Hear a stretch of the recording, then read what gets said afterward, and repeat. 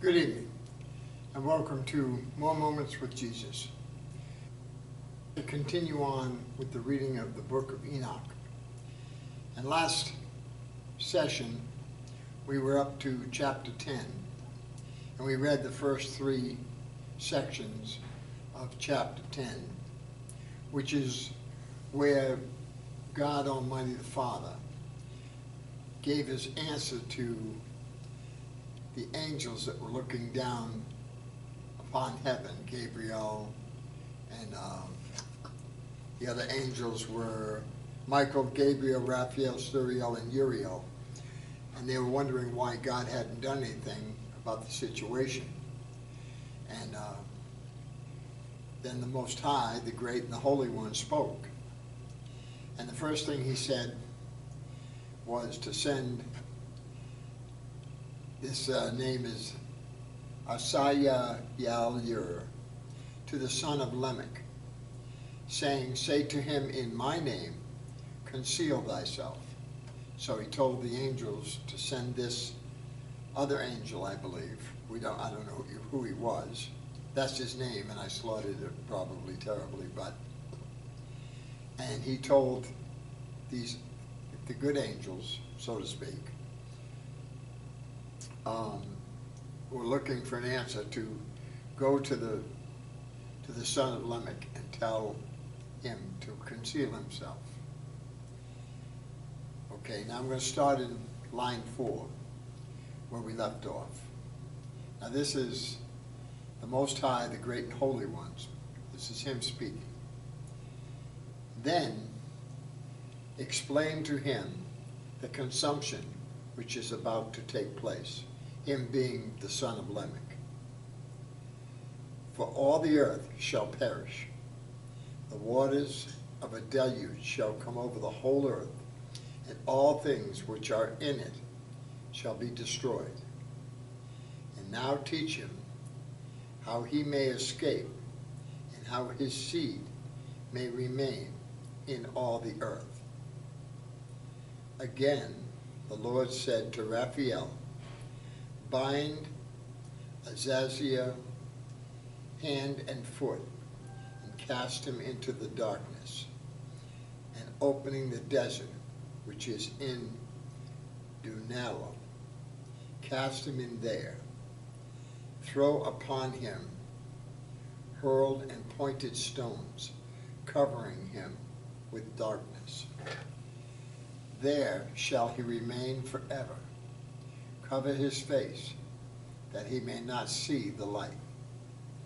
And in the great day of judgment, let him be cast into the fire. Number 10, restore the earth, which the angels have corrupted, and announce life to it, that I may revive it. 11, all the sons of men shall not perish in consequence of every secret by which the watchers have destroyed, and which they have taught their offspring. All the earth has been corrupted by the effects of the teachings of Azaziel. To him, therefore, ascribe the whole crime. 13. To Gabriel also the Lord said, go to the biters, to the reprobates, to the children of fornication, and destroy the children of fornication, the offspring of the watchers from among men. Bring them forth, and excite them one against another. Let them perish by mutual slaughter, for length of days shall not be theirs. 14. They shall all entreat thee, but their fathers shall not obtain their wishes respecting them, for they shall hope for eternal life, that they may live, each of them 500 years. To Michael likewise the Lord said, go and announce his crime to Semyaza and to the others who are with him, who have been associated with women, that they might be polluted with all their impurity. And when all their sons shall be slain, when they shall see all the perdition of their beloved, bind them for 70 generations underneath the earth, even to the day of judgment, and of consummation until the judgment, the effect of which will last forever, be completed. Then shall they be taken away into the lowest depths of the fires in torment, and in confinement they shall be shut up forever.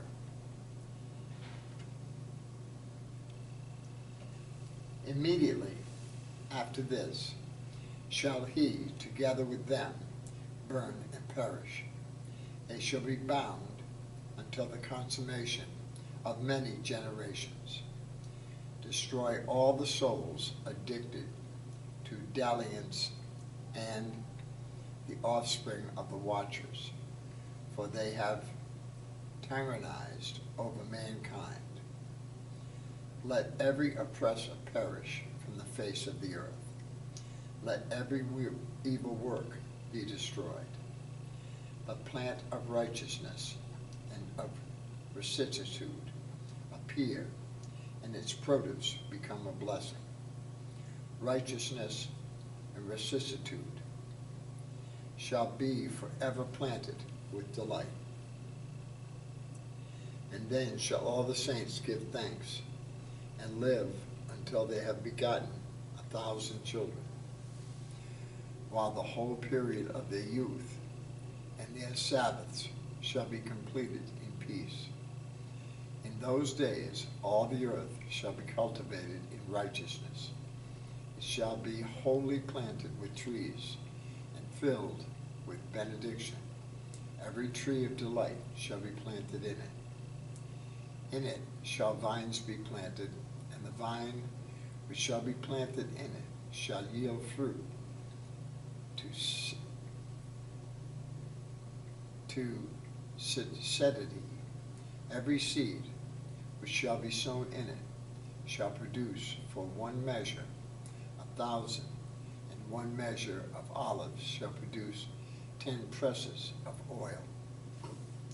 Purify the earth from all oppression, from all injustice, from all crime, from all impiety, and from all the pollution which is committed upon it.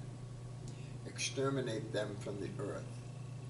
Then shall all the children of men be righteous, and all nations shall pay me divine honors and bless me, and all shall adore me.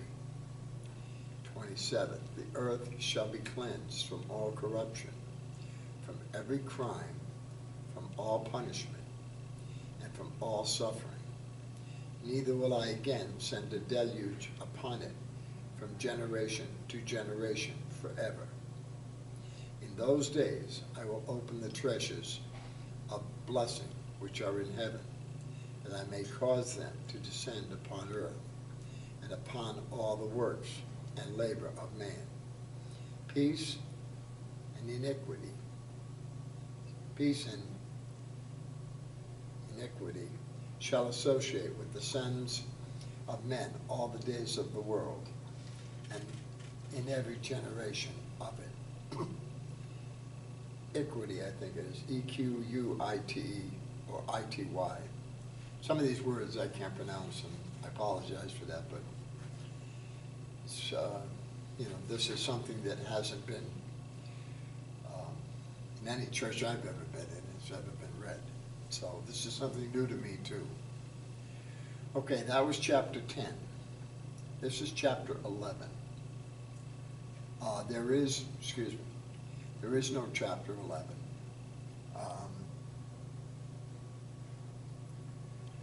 So here we go right into chapter 12, section 3, section 3:2. Number 1, before all these things, Enoch was concealed, nor did any one of his sons of men know where he was concealed, where he had been, and what had happened. He was wholly engaged with the holy ones and with the watchers in his days. 3. I, Enoch, was blessing the great Lord and King of peace. 4. And behold, the watchers called me Enoch, the scribe. 4. And behold, the watchers called me Enoch, the scribe. 5. Then the Lord said to me, Enoch, scribe of righteousness, go tell the watchers of heaven, who have deserted the lofty sky and their holy everlasting station, who have been polluted with women. 6. And have done as the sons of men do, by taking to themselves wives, and who have been greatly corrupted on the earth. 7.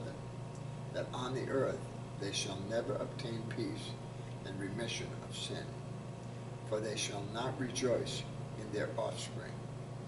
They shall behold the slaughter of their beloved, shall lament for the destruction of their sons, and shall petition forever, but shall not obtain mercy and peace. Chapter 13. Then Enoch, passing on, said to Azazel, thou shalt not obtain peace. A great sentence is gone forth against thee. He shall bind thee. 2. Neither shall relief, mercy, and supplication be thine, on account of the oppression which thou hast taught. 3. On account of every act of blasphemy, tyranny, and sin, which thou hast discovered to the children of men. 4. Then departing from him, I spoke to them all together. 5. And they all became terrified and trembled. 6. Beseeching me to write for them a memorial of supplication, that they might obtain forgiveness, and that I might make the memorial of their prayer ascend up before the God of heaven, because they could not themselves thenceforth address him, nor raise up their eyes to heaven on account of the disgraceful offense for which they were judged. 7. Then I wrote a memorial of their prayer and their supplication for their spirits, for everything which they had done, and for the subject of their entreaty, that they might obtain remission and rest. 8. Proceeding on, I continued over the waters of Denbadan, which is on the right to the west of Arnon. That was the mountain that they took their oath to do what they did on earth, reading the memorial for their prayer until I fell asleep.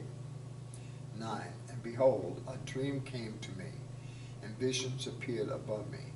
I fell down and saw a vision of punishment, that I may relate it to the sons of heaven, and reprove them. When I awoke, I went to them, all being collected together, stood weeping in Obelziel, which is situated between Libanos and Sensier, with their faces veiled. 10. I related in their presence all the visions which I had seen, and my dream. 11. And began to utter these words of righteousness, reproving the watchers of heaven.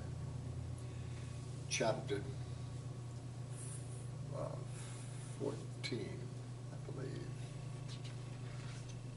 Yeah, 14. 1. This is the book of the words of righteousness, and of the reproof of the watchers who belong to the world, according to that which he, who is holy and great, commanded in the vision. I perceived in my dream that I was now speaking with the tongue of flesh, and with my breath, which the Mighty One had put into my mouth of men, that they might converse with it, and understand with the heart, as he has created and given me to men the power of comprehending the word of understanding.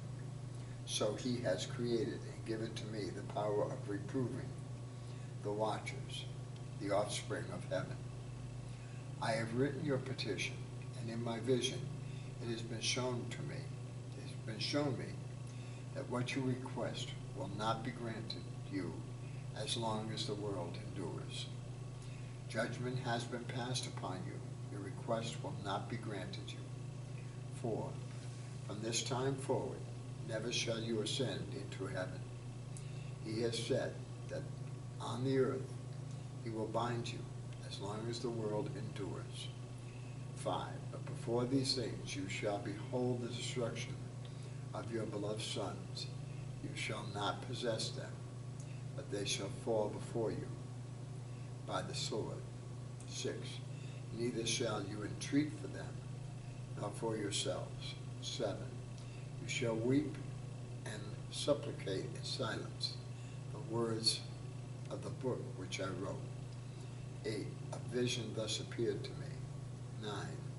Behold, in that vision clouds and a mist invited me. Agitated stars and flashes of lightning impelled and pressed me forwards, while winds in the vision assisted my flight, accelerating my progress. They elevated me aloft to heaven. I proceeded until I arrived at a wall built with stones of crystal.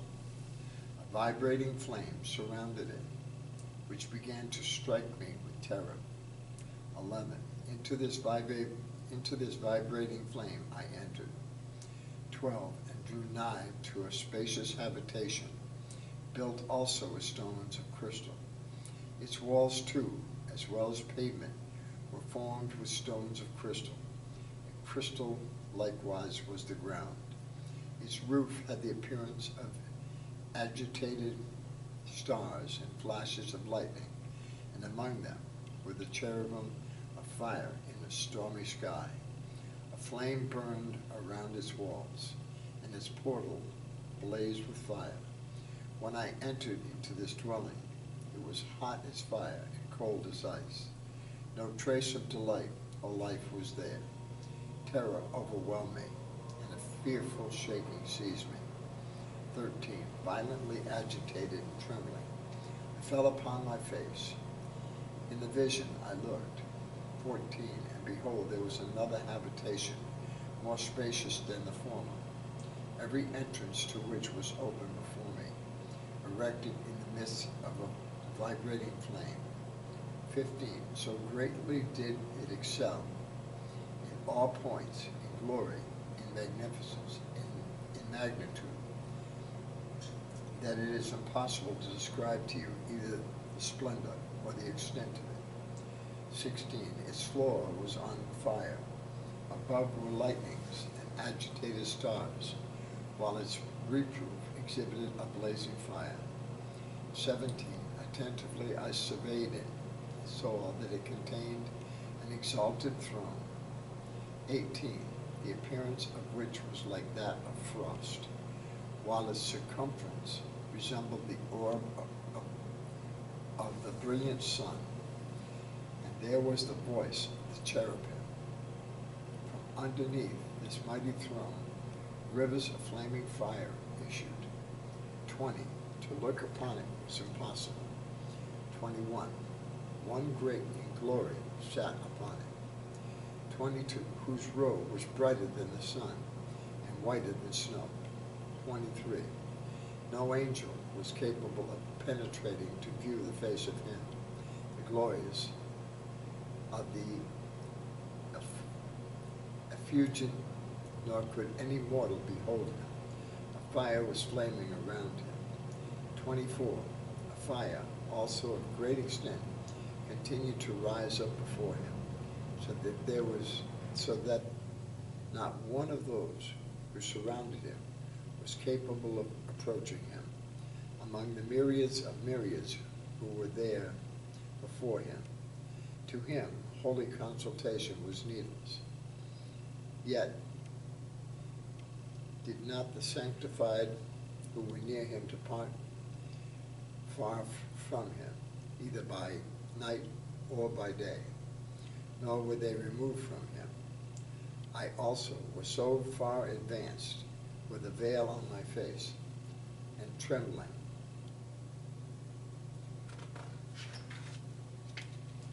Then the Lord, with his own mouth, called me, saying, Approach hither, Enoch, at my holy word. 25. And he raised me up, making me draw near, even to the entrance. My eye was directed to the ground. Chapter 15. Then addressing me, he spoke and said, Hear, neither be afraid, O righteous Enoch, thou scribe of righteousness. Approach hither and hear my voice. Go, say to the watchers of heaven, who have sent thee to pray for them. You ought to pray for men, and not men for you. 2. Wherefore have you forsaken the lofty and holy heaven, which endures forever, and have lain with women, have defiled yourselves with the daughters of men, have taken to yourselves wives, have acted like the sons of the earth, and have begotten an impious offspring. 3. You being spiritual, holy, and possessing a life which is eternal, have polluted yourselves with women, have begotten in carnal blood, have lusted in the blood of men, and have done as those who are flesh and blood do. These, however, die and perish. Therefore have I given them wives, that they might cohabitate with them, that sons might be born of them, and that this might be transacted upon earth.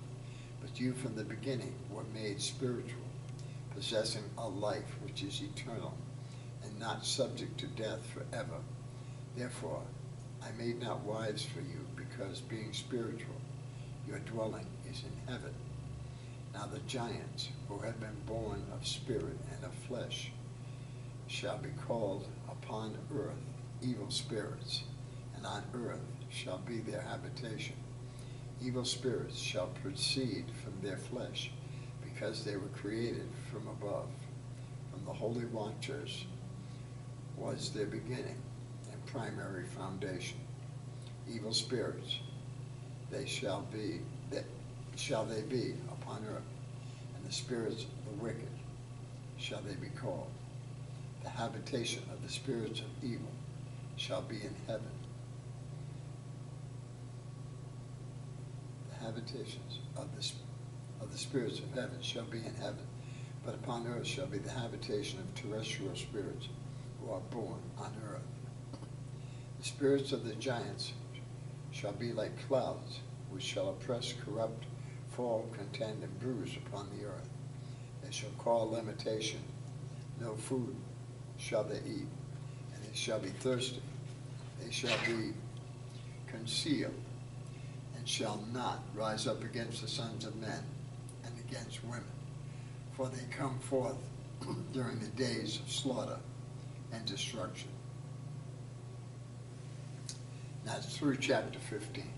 Okay, I'm going to stop there. We're going to start with chapter 16 on the next reading. It's a lot to take in. Again, you can go on the internet, you can type in the Book of Enoch, there's PDFs, there's audiobooks of this. You can listen to someone read it to you like I'm reading it to you. It was left out of, it hasn't been taught. It was at one time. As I said earlier on when I started this, if you go to page 114 in this book, okay, and you read the beginning of chapter, and it's LXXXI. I'm not sure the actual number, Roman numeral number. But this is Enoch. He said, Now my son Methuselah, all these things I speak unto thee, and write for thee. To thee I have revealed all, and have given thee books of everything. Those are the books he talks about here that God told him to write. Called him the righteous scribe. Okay? Preserve my son Methuselah, the books written by thy father, that thou mayest transmit them to future generations, which I'm sure he did. And I'm sure that Moses and all the prophets of the Old Testament and of the New Testament read these. If you go into the New Testament, in the Epistle of Jude, Enoch is mentioned, okay? Enoch is also mentioned in Genesis. And a lot of the giant things, I think it's chapter 6 in Genesis, you can read. It just gives you a general idea. It just mentions these things. But this Book of Enoch describes it in much more detail. Okay.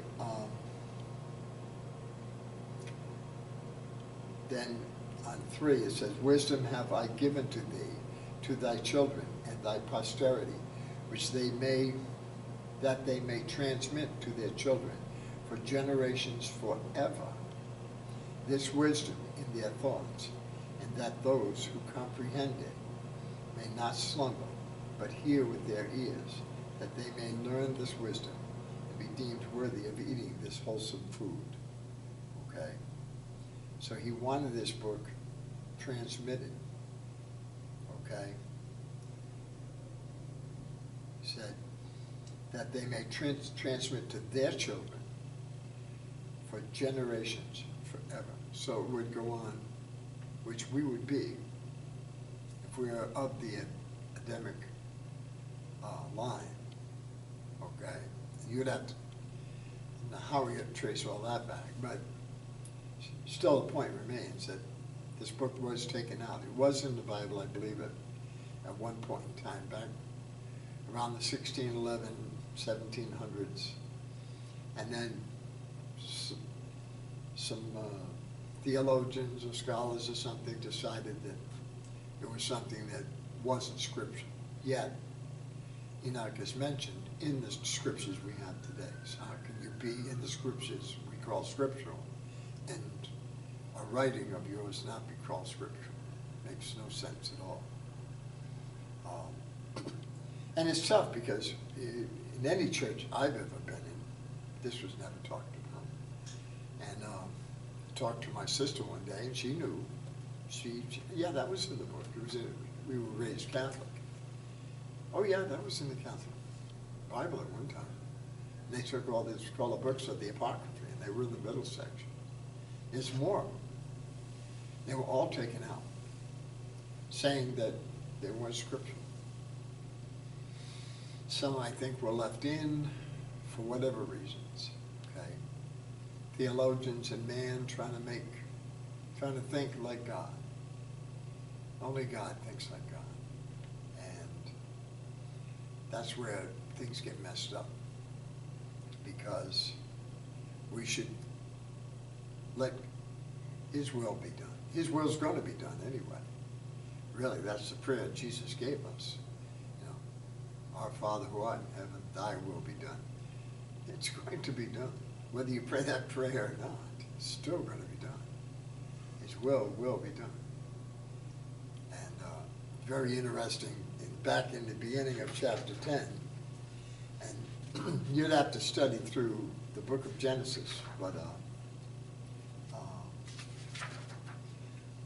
let's see, I found it. I'll just go back real quick here.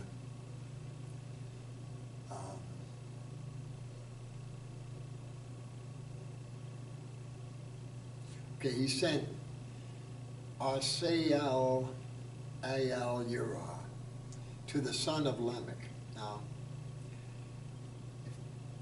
to me, and this is my own, I think that's the son of Lamech of Cain's bloodline, okay? But there was a Lamech on the Adamic side, on Adam's line too. But he said, and explained to him the consummation which is about to take place. And then it goes on, and teach him how he may escape and how his seed may remain in all the earth. Okay, so that's a very important point of who God is sending an angel to, because we were always told that everyone was destroyed on earth, yet here's God the Father telling someone, the son of Lamech, telling the watchers of the good angels, Gabriel and them, to teach him how to escape, what the deluge would be 40 days of rain. Very interesting. These are things to think about. You might look at this as all nonsense, or it might make you start to think, there's more to learn here than just what the churches teach us. And so that we have a better understanding and the total, just a description by Enoch of being before God, like Moses was on the mountain, where God wrote the 10 Commandments. The awesome power, just, when you say, fear is evil. The only fear you should have in the whole world in existence is a fear of God, God the Father. That's true. And as you understand and begin to understand more about Him, that you will have a higher reverence for Him. And it may lead you to draw a lot closer to Jesus, because Jesus is the key for your salvation, my salvation, every salvation of every soul on the earth. Okay. So we need to pay attention. This is not just go to church every Sunday, say a few prayers, and you're going to be all set. There's more to it than that. That's like the easy way. And although simplicity is the keynote to heaven, to get to that simplicity, it's a very narrow road. And there's only two that can walk it: Jesus in you, or Jesus in me, or Jesus in you, wife or your children, or whatever, or whoever. That's how narrow the road is. So, I'll be back with, let's see, we're already up to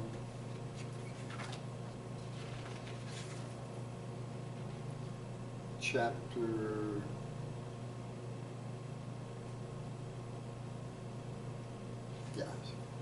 16. I'll start at chapter 16. We read 15.